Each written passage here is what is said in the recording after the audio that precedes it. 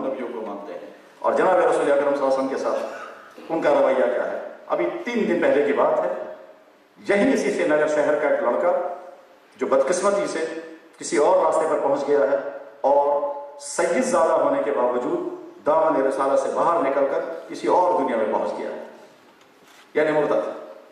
تو وہ بحث کرنے کے لیے, اور بحث کرنے میں بڑی بے تکلفی کے ساتھ وہ کہتا تھا کہ صاحب ہمارا تو اندازہ یہ ہے کہ محمد اس کا شیخ پرست ہے. آپ کیا کہتے ہیں؟ کہتے ہیں صاحب اس کے مقابلے میں عیسیٰ علیہ السلام دیکھیے کیسے ہے. تو اس وقت ہم کہتے ہیں کہ صاحب ایسا تو کبھی نہیں ہو سکتا کہ محمد رسول اللہ صلی اللہ علیہ وسلم کی ذات اقدس. آپ ایمان سے بیٹھے.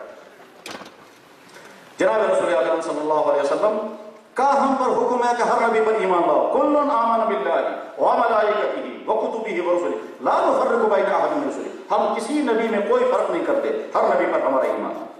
اور اس کے بعد آگے فرمایا گیا لا یکلف اللہ نفسا الا وسعها. اے انسانوں, جو قانون میں تمہارے لیے بھیجوں گا یہ تمہاری قوت برداشت سے باہر نہیں ہوگا. تم اس کو چلا سکتے ہو, تم اس پر عمل کر سکتے ہو. ایسا کبھی نہیں ہو سکتا کہ میں کسی ایسی چیز کا تمہیں حکم دوں جس کو تم کر نہ سکو. تمہاری قوت برداشت سے, تمہاری جسمانی صلاحیتوں سے, تمہاری ذہنی قوتوں سے وہ ماورا ہو, اور پھر میں ایسی چیز کا تمہیں حکم دوں, ہرگز نہیں. اللہ رب العالمین, اللہ اس کائنات کا شفیع ترین, اپنی بندوں کا شفیع ترین رب, اور محمد رسول اللہ کائنات کے رحمت للعالمین, رب العالمین کی طرف سے آنے والا قانون یا رحمت للعالمین کی طرف سے آنے والا کوئی حکم انسانی وجود پر بوجھ بن جائے, ایسا کبھی نہیں ہو سکتا. یہی سمجھانا ہے کہ دیکھو اگر تمہیں میرا دین برا لگ رہا ہو, اگر تمہیں میرا دین قبول کرنے میں ہچکچاہٹ آ رہی ہو, یا تمہیں لگتا ہو صاحب مسلمان بن کر جینا بہت مشکل ہے, یہ تمہاری بھول ہوگی یا تمہارے ماحول کی خرابیوں کا نتیجہ ہوگا. ورنہ میرا ہر حکم بالکل تمہاری فطرت کے مطابق ہے, تمہاری چاہتوں کے مطابق ہے. اس میں تمہارا صلاح ہے, تمہارا فلاح ہے, تمہاری سوسائٹی کی خوبی ہے. میں کبھی ایسا نہیں ہو سکتا کہ ایک چیز کسی انسان کے لیے فائدہ مند ہو اور میں اس کو بندوں کے لیے حرام کر دوں, ہرگز نہیں. ایسا کبھی نہیں ہو سکتا کہ ایک چیز سوسائٹی کے لیے مفید ہو اور میں اس کو بین کر دوں, نہیں. اور جس چیز کو میں نے بیان کر دیا ہوگا وہ تمہاری سوسائٹیوں کے لیے, تمہاری جسمانی صلاحیتوں کے لیے یقیناً مضر ہوگا, اس لیے اس کو میں نے بیان کر دیا ہوگا. چنانچہ تمام منشیات کا فلسفہ یہی ہے. جب یہ سوال کیا جاتا ہے کہ سب اسلام کا مقصد کیا ہے, تو جواب ہوتا ہے کہ اسلام کا مقصد انسانی جان کا تحفظ نمبر 1, انسانی عقل کا تحفظ نمبر 2, انسانی دین کا تحفظ نمبر 3, انسانی نسل کا تحفظ نمبر 4, اور انسانی مال کا تحفظ. ان 5 تحفظات کے لیے سارا دین نازل ہوا. چاہے دین کے جس حکم کو دیکھیں گے ان 5 چیزوں میں سے کسی ایک چیز کی حفاظت کرتا ہوا نظر آئے گا. شراب حرام ہے, کیوں کہ صاحب اس سے آپ کا مال کا بھی نقصان ہوگا, آپ کی صحت کا بھی نقصان ہوگا, آپ کی عقل کا بھی نقصان ہوگا. زناکاری غلط چیز ہے, کیوں صاحب اس سے آپ کی سوسائٹی برباد ہو جائے گی, اس کی آپ کی نسل بگڑ جائے گی, آپ کی سوسائٹی کے اندر وہ بچے وجود میں آئیں گے جن کا کوئی پوچھنے والا نہیں ہوگا. تو اس لیے اس کو جرم کیا گیا. جو چیز بھی اللہ نے اپنے دین میں حرام کی ہے وہ یا تو انسانی جسم سے متعلق ہوگی, یا عقل سے متعلق ہوگی, یا عزت سے متعلق ہوگی, یا مال سے متعلق ہوگی. سب جوا کھیلنا جرم کر دیا گیا, کیوں؟ اس لیے کہ تمہارے مالیات کے سسٹم کو یہ برباد کر دے گا. لاٹری سسٹم بنا کر دیا گیا, کیوں؟ تمہاری مالیات کے نظام کو درم برہم کر دے گا کہ لاٹری کے نتیجے میں ادھر کا پیسہ ادھر چلا جائے گا, اور چند لوگ جو ہیں وہ ساری دولت اپنی طرف کھینچ لیں گے, اور باقی لوگ جو ہیں وہ 100 روپے کا ٹکٹ خریدیں گے, اور 100 روپے کا ٹکٹ خریدنے کے بعد 3 آدمی کے ہاتھ میں ساری لاٹری چلی جائے گی. لاٹری میں یہی ہوتا ہے کہ 1000 آدمی 100 روپے کا ٹکٹ خریدیں گے, اس کے بعد جب ڈرا نکلے گا تو 3 آدمیوں کو, ایک آدمی کو 2 لاکھ مل گئے, ایک آدمی کو 1 لاکھ, کسی کو 50,000, باقی تمام جو ہے ہاتھ ملتے رہ گئے. اور آدمی سوچتا ہے یہ میں 100 روپے دوں گا, یا تو 100 جائے گا یا لاکھ آئے گا. لاکھ تو آتا نہیں, 100 چلا جاتا ہے. اس طرح سے معاشرے کا پیسہ کھینچا جاتا ہے. اور عالمی مالیہ کے بحران کا ایک سبب یہ بھی ہے کہ دراصل دنیا کی دولت پر عالمی سطح پر بھی چند افراد اور ملک کی سطح پر بھی چند افراد مسلط ہوتے ہیں, باقی ساری قوم جو ہے وہ غربت کے اندر پسی رہتی ہے. تو اسلام نے جتنے احکام دیے ہیں وہ سارے احکام انسان کی صحت, ان سے اس کی جسمانی تقاضوں, اس کی عقل, اس کی عزت, اس کے مال کے تحفظ کے لیے ہیں. اس لیے اللہ نے فرمایا آپ جو دین لے کر کے جائیں گے وہاں انسانوں کو کہہ دیجیے گا کہ یہ دین تمہارے لیے بوجھ نہیں ہے. لا یکلف اللہ نفسا الا وسعها. یہ وہ پیغام تھا جو اللہ نے اپنے نبی کو معراج میں دیا. اور آگے فرمایا گیا تم سے بھول چوک ہو جائے کوئی غلط نہ پریشان نہیں ہونا, میں معاف کرنے کے لیے تیار ہوں. میں معاف مگر بھول چوک, اگر تم سرکشی کی زندگی اختیار کرو گے وہ الگ چیز ہے. فرمایا گیا ربنا لا تحملنا ما لا طاقت لنا به. یا اللہ ایسا دین ہمارے لیے مت بھیجیے گا جس کو ہم سہار نہ سکیں, جس کو ہم اپنا نہ سکیں. اور آگے پھر کچھ دعائیں سکھائی گئی. یہ 3 چیزیں شرک کی بنیاد پر تو نجات نہیں ہو سکتی, باقی کوئی بھی انسان سے گناہ ہو جائے اللہ تعالیٰ معاف کرنے کے لیے تیار ہے. اور 50 नमाजें, और उसके बाद फिर सूरह बकरा की आखिरी 3 आयतें ये लेकर के जनाब रसूल अकरम सल्लल्लाहु अलैहि वसल्लम जब नीचे आए तो अब रास्ते में उनको मनाजिर दिखाए गए हैं, जन्नत, जहन्नम, जन्नत की तमाम नेमतें, जहन्नम की तमाम नेमतें, और इसके बाद फिर कुछ मनाजिर दिखाए गए हैं रास्ते में, वो मनाजिर वजूब है।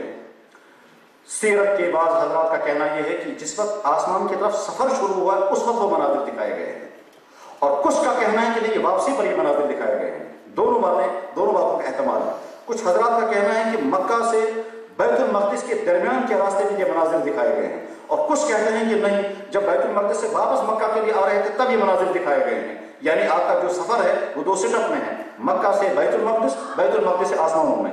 तब ये मनाजिर कहाँ पर दिखाए गए हैं, ये 2 किस्म की राय हैं। मैंने दूसरी वाली राय इख्तियार करके अर्ज करना चाहा है कि जब आप वापस आ रहे हैं और जन्नत और जहन्नम को या तो दिखाया जा चुका है और या दिखाया जाना बाकी अभी, उसके बाद आपको मनाजिर दिखाए गए। चनांचे वो मनाजिर जो हदीस की किताबों में या सीरत की किताबों में आते हैं वो कुछ इस तरह से हैं, मैं बहुत इख्तिसार से काम लेते हुए वो मनाजिर कुछ अर्ज किए देता हूँ कि अल्लाह के नबी अलैहि सल्लम फरमाते हैं कि जब मेरा ये सफर चल रहा था तो मुझे गुड़िया नजर आई जो गिरने के करीब थी, मगर कहीं कहीं उसके जिस्म पर बड़ी खूबसूरत चीजें भी दिख रही थी।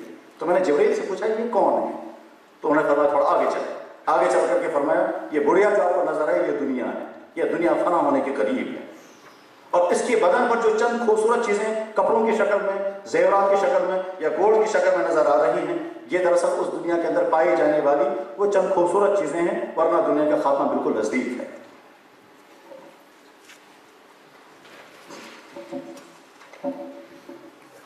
फिर कहते हैं कि और आगे चला मैं तो मेरा गुजर एक कौम पर हुआ, उस कौम की सूरत हाल ये थी कि उनके सर पत्थरों से तोड़े जा रहे,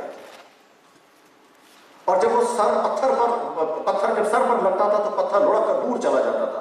पत्थर मारने वाला जब तक वो पत्थर उठा करके लाता था तब तक उसका सर ठीक हो जाता था, फिर उसके सर पर वो पत्थर मारा जा रहा है और सर कुचल जाता था, जब तक वो पत्थर दूर चला जाता था वो वापस लाता तब तक उसका सर ठीक हो रहा था। यही सिलसिला जारी था।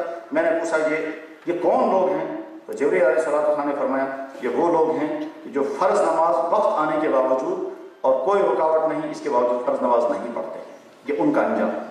इसके बाद थोड़ा सा और आगे चले हैं तो देखा कि कौम है जो बिल्कुल नंगे हैं और पर्दे की जगह पर कपड़े के फटे हुए पीस लगे हुए हैं, और वो इस तरह से जमीन पर चीजें खा रहे हैं जैसे जानवर घास चरते हैं, इस तरह से, और उनके बदन में जख्म है और जख्मों से पीप निकल रहा है और वो पीप खुद चाटते भी हैं।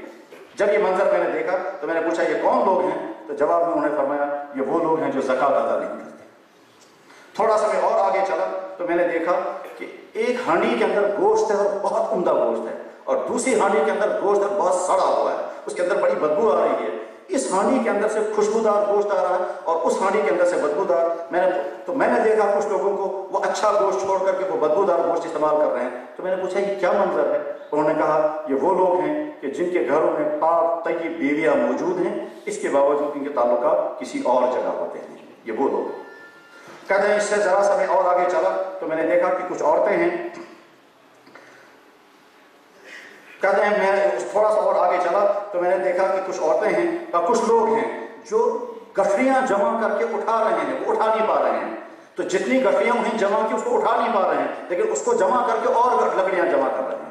तो लकड़ियों के गट्ठर जमा कर रहे हैं मगर उनको उठा नहीं पाते, जितने मौजूद है उनको उठा नहीं पा रहे हैं लेकिन उधर से और जमा कर रहे हैं। तो मैंने पूछा ये कौन लोग हैं, उन्होंने कहा ये वो लोग हैं ओहदा लेने के बावजूद उसको तो पूरा निभा नहीं पा रहे हैं, दूसरे ओहदे की तलाश में। अमानतें उनके सर पर हैं, उनको तो निभा नहीं पा रहे हैं, दूसरी अमानतें दे रहे हैं। हुकूक उनके सर पर बाकी हैं और वो उस हुकूक को तो अदा नहीं कर रहे हैं, दूसरे और ढूंढ रहे हैं। तो जो आपके जिम्मे हैं वो तो अदा कर नहीं पा रहे हैं, लेकिन और दूसरी जिम्मेदारियां लेने के दौड़ रहे हैं, ये वो लोग हैं। कहते हैं फिर मैं थोड़ा सा और आगे चला तो मेरा गुजर एक ऐसी जगह पर हुआ जहां पर एक बड़ा एक सुराख है, उसके अंदर से एक बैल अंदर जा रहा है, लेकिन वो सुराख इतना छोटा है कि उसके अंदर से बैल अंदर जा नहीं सकता था, लेकिन वो बैल अंदर जाने की कोशिश करता है। तो मैंने पूछा ये कौन है, ये क्या मंजर दिखाया जा रहा है। उन्होंने कहा ये वो लोग हैं कि जो उस काम को अपने हाथ में लेना चाहते हैं जिस काम के करने की इनके अंदर सलाहियत नहीं है। उसके बाद फिर और आगे चला तो वहां एक मंजर मैंने देखा, कुछ औरतें हैं जिनको छातियों के बल पकड़ करके लटकाया गया है और उनकी छातियों को रस्सियों से बांध करके लटकाया गया। तो पूछा गया कि ये कौन? उन्होंने कहा कि आपकी उम्मत की वो खवातीन हैं जिनके शौहर घर में मौजूद हैं मगर ताल्लुकात उनके गलत हैं और गलत ताल्लुकात को का पर्दा उन्हें रखा है शौहरों की वजह से, वो किसी और के बच्चे पैदा करती हैं और शौहर के हवाले कर देती हैं। ये उनका मंजर दिखाया गया। कहता है इससे आगे और आगे मैं बढ़ा तो मैंने देखा कि कुछ लोग ऐसे ही उनकी जबान काटी जाती है, वो जबान नीचे गिर जाती है, फिर खड़े हो जाते हैं, फिर जुबान काटी जाती है, फिर उन्होंने खड़े हो जाते हैं, फिर जुबान काटी जाती है। ये सिलसिला चल रहा है। मैंने पूछा ये कौन लोग हैं? कि ये आपकी उम्मत के वो वाइज हैं जो अपनी वाजों के जरिए से उम्मत की दुरुस्तगी नहीं बल्कि उम्मत के अंदर इंतशार पैदा करते हैं। एक एक चीज दिखाई गई। इकबाल मरहूम के अशार में कुछ कलाम गैर मतबूआ है और वो गैर मतबूआ कलाम की काफी दफा मैंने देखी थी। उसका शेर मुझे याद रहा। शेर ये था, वस्ल के असबाब पैदा हों तेरी तकरीर से, देख कोई दिल न दुख जाए तेरी तहरीर से। काश हमारे वाइस इसको समझें। तो वो वाइस कि जो उम्मत में इंतशार पैदा करेंगे, जो गलत सलत बातें कहेंगे, उनकी ज़बानें काटी जा रही हैं। इस तरह से एक एक मंजर दिखाया गया। चनाचे फरमाया गया क्या, एक जगह मुझे दिखाया गया कि चिंगारियां लोग जमा कर रहे हैं और खा रहे हैं। मैंने पूछा ये कौन लोग हैं? कहा ये यतीमों का माल खाने वाले लोग। चुनांचे मेरे वो भाई जो यतीम खाने के नाम पर इदारा चला रहे हों और यतीमों के लिए लोग पैसा जमा कर रहे हों, उनको बहुत मुहतात रहना होगा। कहीं ऐसा ना हो उन बेजुबान यतीमों के नाम पर पैसा जमा होने वाला पैसा किसी और तरफ चला जाए, यानी उनके पेट में चला जाए, उनके लिए आफियत नहीं है। वो पैसा जिसके लिए कोई दावेदार खड़ा हो सकता हो, उस पैसे के हजम करने में रुकावटें आती हैं दावेदार, लेकिन उन यतीम बच्चों की तरफ से कौन दावेदार खड़ा होगा? इसलिए अगर कोई भाई यतीमों के नाम पर पैसा जमा करे और अपनी उन सरफों में उन पैसों को खर्च करें जहां वो सर्फ नहीं होना चाहिए, तो ये बड़ी फिक्रमंदी की बात है। मेराज के बाद के सफर में ये भी दिखाया गया आपको। चनाचे एक मंजर आपको दिखाया गया कि एक जगह पर बहुत सारे लोग बैठे हैं, गोश्त रखा हुआ है, ये सड़ रहा है और दूसरा गोश्त बहुत उम्दा रखा हुआ है। उस उम्दा गोश्त के बजाय सड़े हुए गोश्त को वो ऐसे खींच रहे हैं जैसे कुत्ते गोश्त को खींचते हैं। मैंने पूछा ये कौन लोग हैं? फरमाया गया कि वो लोग हैं कि जो हलाल माल होने के बावजूद सूद खाते हैं। चाहे वो शख्स कहता है साहब मेरे पास बहुत सारा पैसा है, मैं बैंक में रखूंगा, वहां से जो इंटरेस्ट आएगा उससे अपनी जिंदगी चलाऊंगा। तो असल पैसा तो रखेंगे बैंक में और इंटरेस्ट अपनी